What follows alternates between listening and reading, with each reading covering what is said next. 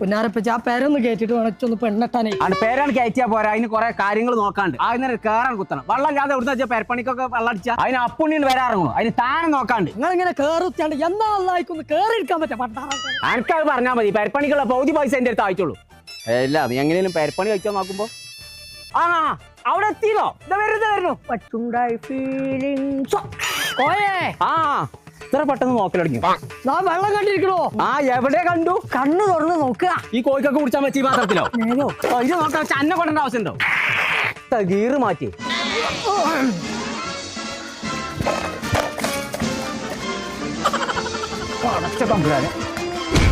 അടിക്കാം.